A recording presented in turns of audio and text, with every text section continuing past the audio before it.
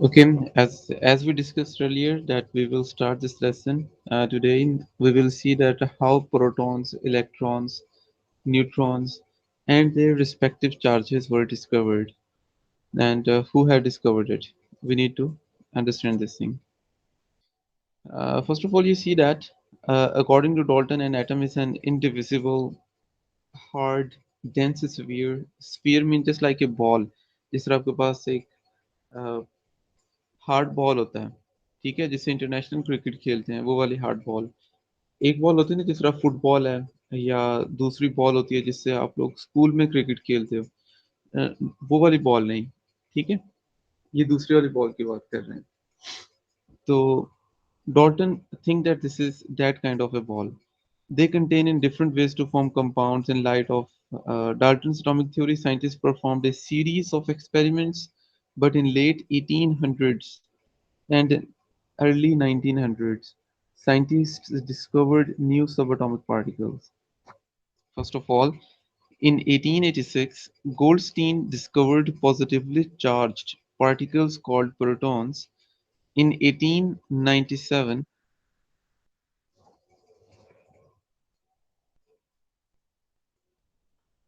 and in 1897, J.J. Thomson found in an atom the negatively charged particles known as electrons.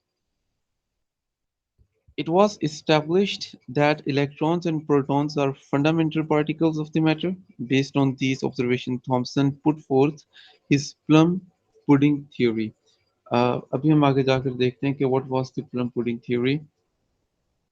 He postulated that atoms were solid structure of positively charged with tiny negatively charged stuck inside. It is like plums in the pudding. अभी देखो, इस paragraph में अभी तक दो चीजें आपको याद करना है. One is that Goldstein discovered protons and J.J. Thomson discovered or found negatively charged particles called electrons. Only these things. अब अगर आ जाएं आप सेकंड में कि cathode rays and discovery of electron. We will say that in 1895, Sir William Crookes performed experiments by passing electric current through gases in a discharge tube at very low pressure. ठीक है, एक उनके पास एक tube थी, like in yellow colour you can see. इसके अंदर इन्होंने pressure बहुत ज़्यादा रिड्यूस कर लिया, और फिर इसमें से इलेक्ट्रिक करंट पास किया. He took a glass tube fitted with two metallic electrode. अब glass tube क्यों use किया? He used glass tube so that he can observe what is going on inside the tube. He took a glass tube fitted with two metallic electrodes, which were connected to a very high voltage battery. One was cathode and another was anode. Electrode जो होते हैं ना, इन एक के ऊपर होता है positive charge और एक के ऊपर होता है नेगेटिव चार्ज. तो जो नेगेटिवली चार्ज होता है उसको हम कैथोड कहते हैं, और जो पॉजिटिवली चार्ज होता है उसको हम एनोड कहते हैं. You have to memorize this thing as well.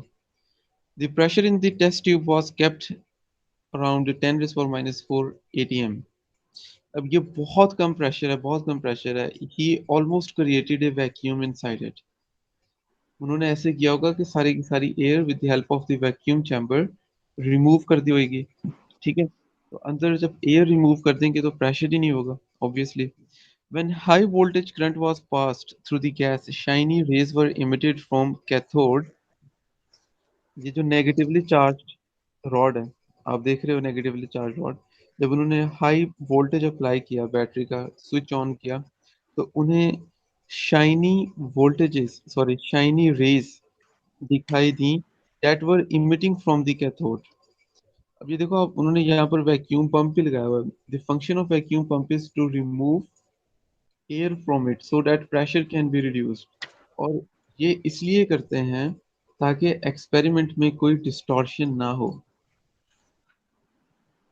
अगर एयर प्रेजेंट होएगी तो एयर क्या करेगी, इलेक्ट्रॉन्स एयर को आयोनाइज कर सकते हैं. तो एक्सपेरिमेंट में एक्यूरेट रिजल्ट्स नहीं आएंगे. In order to perform accurate experiments, he just removed whole air. He tried to remove all of the air from the tube. अच्छा जी, फिर देखें. When high voltage current was passed through the gas, shiny rays were emitted from the cathode rays, which traveled towards anode. Obviously, ये देखो cathode है. Cathode में से जो चीज निकलेगी, it would carry negative charge. और जिसके ऊपर नेगेटिव चार्ज होगा, where will it go? It will go towards positively charge. तो आप देखें यहाँ पर दैट ये वाला इसके ऊपर नेगेटिव चार्ज है. ऑब्वियसली ये देखो एरो इस तरफ को बना हुआ है. ठीक है. All of these things will move towards positively charge plate. इन इसके ऊपर नेगेटिव चार्ज है और इसके ऊपर positive charge. This like this. ठीक है. अभी तक हमने डिस्कवर नहीं किया कि उसने उसने कैसे कहा कि ये इलेक्ट्रॉन्स हैं. He says that these rays were given the name of cathode rays because these were emitting from cathode. Therefore, he called them as cathode rays. अब आपसे क्वेश्चन पूछ सकते हैं, what are cathode rays? You will say that if high voltage is applied across cathode and anode, then negatively charged rays travel from cathode towards anode, and these are known as cathode rays. Examiner may ask the question that what are the cathode rays? You can simply write down this. These are negatively charged rays of light which travel from negatively charged cathode towards positively charged anode. So you have to mention this thing. ये charges वाला last में mention करना है, तभी आपको full marks मिलेंगे. The cathode rays were studied in. अच्छा, अब कैथोड रेज इनको उन्होंने कह दिया कि ये कैथोड रेज हैं, लेकिन अभी तक ये चीज़ तो इस्टेब्लिश नहीं ना हुई कि इनको हम इलेक्ट्रॉन कहेंगे. तो फिर ये चीज़ कब इस्टेब्लिश हुई कि हमने इनको इलेक्ट्रॉन कहना है? उन्होंने इसको स्टडी किया डिटेल में, and their properties were determined. Properties का मतलब है उनको पहले दिन नहीं ये पता था कि इनके ऊपर नेगेटिव चार्ज है. Just assume it. फिर उन्होंने प्रॉपर्टीज को स्टडी किया कि ये पॉजिटिवली चार्ज रॉड की तरफ अट्रैक्ट होती हैं और नेगेटिव चार्ज अगर इनके रास्ते में रखते हैं तो उसको रिपेल कर देंगी. अम, और फिर उन्हें ये कैसे पता चला कि ये इलेक्ट्रॉन है? तो प्रॉपर्टीज कुछ कोई ना कोई ऐसी प्रॉपर्टी होगी ना हिट करने वाले. प्रॉपर्टी, कोई साउंड आया होगा, या तो कोई साउंड आया होगा या फिर अम, उनको कुछ ऐसा लगा होगा जैसे किसी चीज में से अगर वो पास करके गए हैं तो होल्स क्रिएट करके. जिस तरह अगर बुलेट है, गन में से बुलेट को फायर करें और वो अगर किसी डोर में से पास कर देती है, किसी ग्लास में से पास कर जाती है, तो वहां पर एक होल क्रिएट कर देती है. कोई इस तरह की चीज की होगी उसने. ठीक है. या फिर शायद इस तरह से हो सकता है जैसे अगर कोई चीज मटेरियल है, कोई चीज वाकई में एग्जिस्ट करती है, तो हो सकता है कि वो शेडो क्रिएट कर दे. Something like that. We will study them now.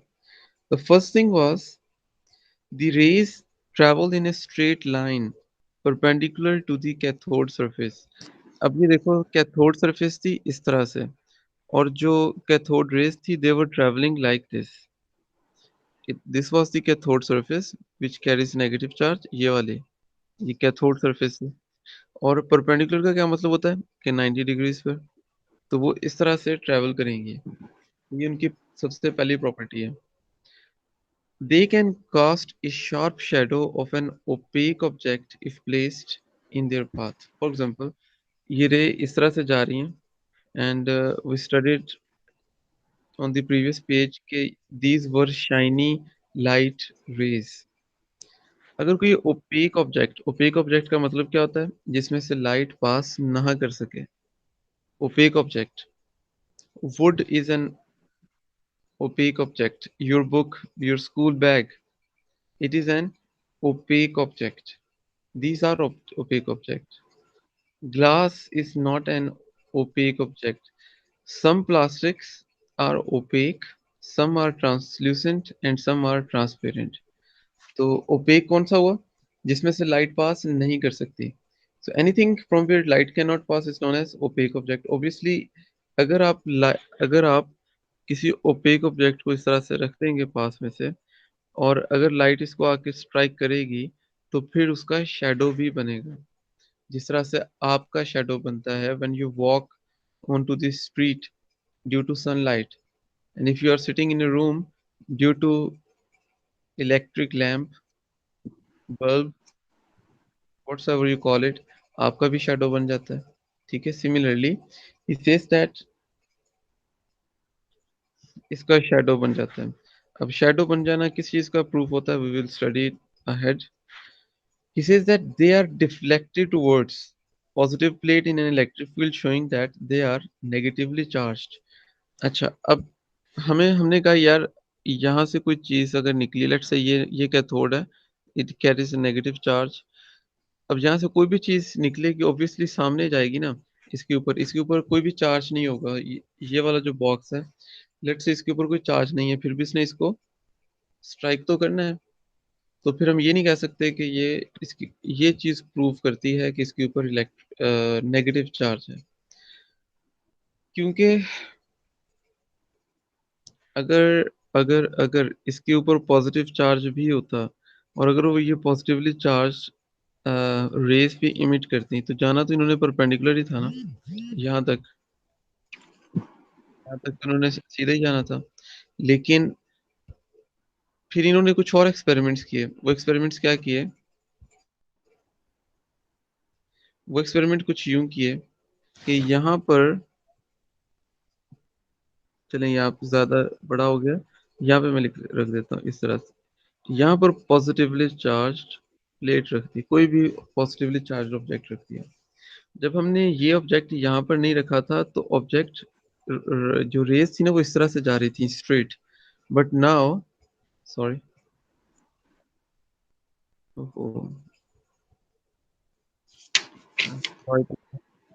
पहले ये स्ट्रेट जा रही थी ना, बिल्कुल परपेंडिकुलरली।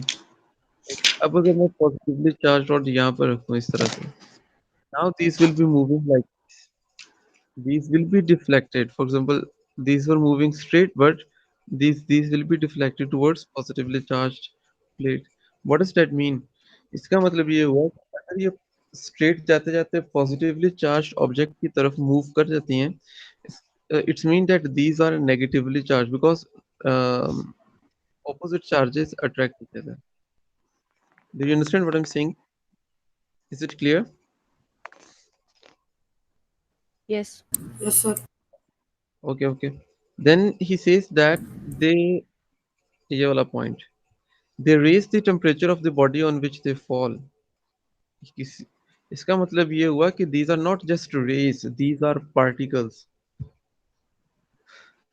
इनके ये particles भी हैं, ये सिर्फ rays नहीं है। And then J.J. Thomson discovered their charge to mass ratio. J.J. Thomson discovered their charge to mass ratio in FSC. You will discover कि you will not discover, but you will study कि how E over M ratio is determined. Then light is produced when these rays hit the wall of the discharge tube. मतलब ये किसी भी discharge tube को hit करें तो light produce होती है। अगेन इसका क्या मतलब है? इसका भी मतलब यही है कि these are not just simple rays. These are not simple rays. These also carry some particles. इन ये ना कुछ पार्टिकल्स हैं, कोई सॉलिड चीज है जो हिट कर रही थी। जिस तरह साउंड वेव्स होती हैं, उस तरह की नहीं है ये। These are the rays which carry some particles with them. When they hit the wall, they create some sort of the light. वो किस ट्यूब का कोई भी पार्ट हो वहां पर। It was found that same type of rays were emitted no matter which gas and which cathode was used in the discharge tube. उन्होंने सबसे पहले आयरन को यूज किया होगा, फिर एल्यूमिनियम को, और फिर उन्होंने कोई गैस यूज कर ली होगी, कोई लिक्विड यूज किया होगा। But every time they found that कि ये जो रेज है ना, टाइप ऑफ रेज है, नंबर ऑफ लाइट्स जो प्रोड्यूस हो रही हैं, ठीक है, these are same, these are similar, ठीक है, इनकी नंबर ऑफ जो लाइट्स प्रोड्यूस हो रही हैं they are same, they are not different. Do you understand what I am saying? Yes. Okay. So अब आप लोगों ने क्या याद करना है? आप लोगों ने ये चीज याद करनी है कि जे जे थॉमसन ने इलेक्ट्रॉन्स को डिस्कवर किया, ठीक है, और डिस्कवर करने के लिए उसने कौन सा एक्सपेरिमेंट यूज किया, और आप लोगों ने फिर ये इस तरह की ट्यूब भी बनानी है. चलिए मैं आपको बता देता हूँ, एक दफा मैं आपके सामने बनाता हूँ ताकि आपको पता चल जाए किस तरह से बनानी है. Let's say this is a glass tube and this is a vacuum chamber, यहाँ पे लगा हुआ है. इस तरह से आउटवर्ड्स आपने एरो बना के यहाँ पे लिख देना है वैक्यूम चैम्बर या वैक्यूम क्रिएटर. और फिर यहाँ, सॉरी, यहाँ पर होगा कैथोड और यहाँ पर होगा anode. And then what you will do is कि यहाँ पर आप कहीं पर भी एक बैटरी लगा देंगे. और जो कैथोड होता है ना वो नेगेटिवली चार्ज होता है. तो जो बड़ी लाइन होती है बैटरी की, उसका मतलब होता है कि दिस इज पॉजिटिवली चार्ज, और जो छोटी लाइन होती है इसका मतलब है कि ये नेगेटिवली चार्ज है. तो इसको आपने यहाँ से यहाँ तक कर देना. इसको बस नेगेटिव कहते हैं, इसको पॉजिटिव कहते हैं. फिर बस इसको मेंशन कर दें कि दिस इज कैथोड, और फिर इसको कहते हैं दिस इज एनोड बिकॉज ये पॉजिटिव टर्मिनल ऑफ बैटरी के साथ, पॉजिटिव साइड ऑफ बैटरी के साथ कनेक्टेड है. therefore this is anode. And then you see that electrons move like this. These are moving like this. Okay. और आपने अच्छे से एरो बीच में बना देने हैं. अच्छे से किस तरह से, मतलब आपने ना इस तरह से,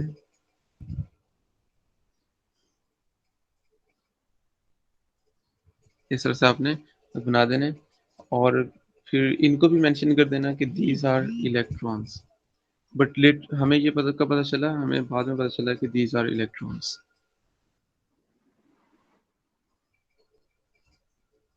ओके. ही सेज, अच्छा फिर आप लोगों ने ये सारा कुछ याद कर लेना है. फिर हमें कैसे पता चला कि ये इलेक्ट्रॉन्स हैं, फिर उसके बारे में आपने लास्ट में एक पैराग्राफ लिखना है. All these properties suggest that nature of cathode rays is independent of nature of gases. यानी आप कोई भी मेटल यूज कर लें, कोई भी गैस यूज कर लें, ये जो रेस प्रोड्यूस हो रही थी ना नेगेटिवली चार्ज्ड इलेक्ट्रोड से, ये सेम रहती हैं हमेशा. ये दीज आर ऑलवेज डिफ्लेक्टेड. अब ये कितना डिफ्लेक्ट करती हैं ये भी सेम रहता है. ऐसा नहीं है कि कोई रे इस तरह से ज्यादा डिफ्लेक्ट हो जाएगी स्ट्रेट जाती जाती, और कोई रे इस तरह से जा रही थी बस इतना सा डिफ्लेक्ट हुई, और कोई रे जा रही थी वो इतना डिफ्लेक्ट, ऐसा नहीं है. All rays deflected at equal angle. अगर हमारे पास जो बाकी के चार्जेस हैं वो सेम है, तो सारी की सारी कैथोड रेज क्या हुई, इक्वली डिफ्लेक्टेड हुई, सबके ऊपर एक जैसा चार्ज है. अगर और सब ने एक जितनी सिमिलर लाइट प्रोड्यूस की थी. वी हैव टू से the fact that they cast a shadow of an object, opaque object, suggests that these are not rays, but these are fast moving material particles. They were given name electrons. फिर वही चीज जो मैं आपको हर एक point के साथ explain कर रहा था कि हमें ये चीज ये बताती है कि these are not simple rays but these are some kind of particles. And because these are particles, therefore we have to give it some name, and we named it as electron. And because these were deflecting towards positively charged plate every time, therefore they carry negative charge as well. Since all materials produce same type of particles, it means that all materials contains electron. ठीक है. अब हर एक material में से इसी तरह की raise निकल रही थी, इसी तरह की निकल रही थी, इसलिए हमने कह दिया कि सबके पास क्या है, इलेक्ट्रॉन्स हैं. As we know, materials are composed of atoms, hence electrons are fundamental particles of atoms. बस अब आपने बता देना है कि electrons are also fundamental particles of atoms. Okay, the next thing is discovery of. We're not going to study today. Just let me see. Discovery of proton है. We will not be studying it today. वो भी उसका भी इतना ही lengthy है जितना ये है. Then we have discovery of neutrons. फिर उसके बाद रदरफोर्ड एटॉमिक मॉडल है हमारे पास. ये चार. और फिर then Bohr's atomic theory number 5. Electronic configuration not a big deal.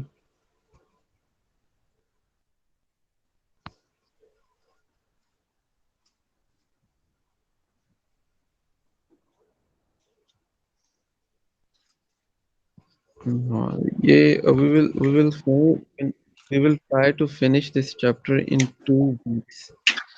So you will have a lot of time wherever you find difficulty or wherever you feel that you need more explanation of any topic, any point, you can ask me. अच्छा वैसे मैंने ये कहा कि हम लोग ये नहीं पढ़ेंगे डिस्कवरी ऑफ प्रोटॉन. अगर आप लोगों के पास कोई क्वेश्चन है आप मुझसे पूछ लो. Otherwise should we start it today or not? No, we will not start it because it is totally different thing. So I want to start it tomorrow. So you tell me you have any question from discovery of electrons. No, sir. Okay. Anyone else? Anyone?